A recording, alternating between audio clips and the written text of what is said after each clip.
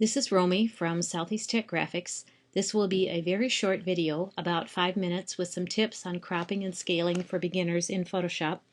This is me and my mom and my sister. My desktop picture is black and white, and it is a good idea to not have a lot of bright colors in your desktop pattern when you're working in Photoshop. They really are distracting. This is me in the present tense, and I'm going to show you today an image as my sample. That is a collage or a composite that I painted in Photoshop. It's a digital painting. It contains elements that I created with the brushes in Photoshop. It also contains fabrics that I scanned, digital photo from a kimono. This over here on the edge of the iris, this image came from a scan of a vintage book with etchings of botanical elements. Lots of things together. But when I'm ready and done with my design and I'm getting my image ready to print, it is always smart to make a copy of the original image, and the one that you're printing, the one that you're sending with your file to press, will be flattened to reduce the file size and make the whole process of printing go much more efficiently. So we always keep the original file with the layers in it, but in my second version of my file, the layers have been flattened. That will help with file size problems.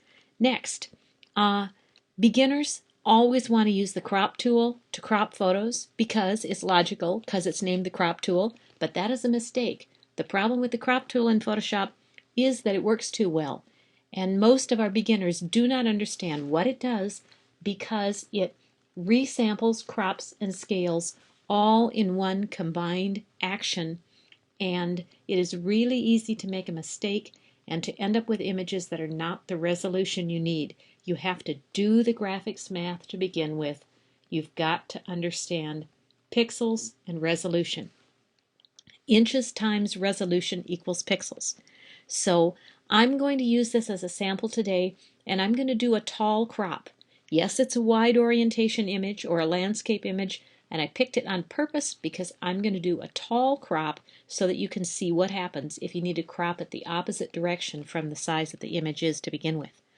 So I start with my marquee tool, not the crop tool down here. Start with my marquee tool. I'm going to prepare this for use on a magazine, so I need 300 pixels per inch. Online use is only 72, which is like a fourth, less than a fourth. 300 pixels per inch is what I need for quality print. And I have set my marquee tool here to the size I want. Underneath here where it says normal, a lot of people leave it all the time, underneath normal is fixed size, and in there I can type the values that I need for my completed size.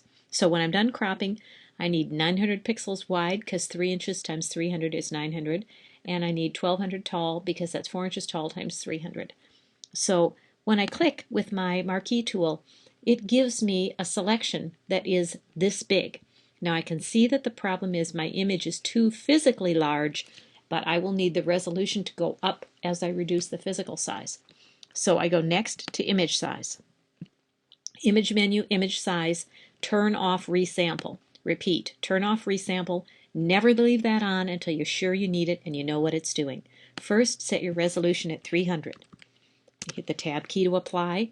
Now these are the physical dimensions of my document size.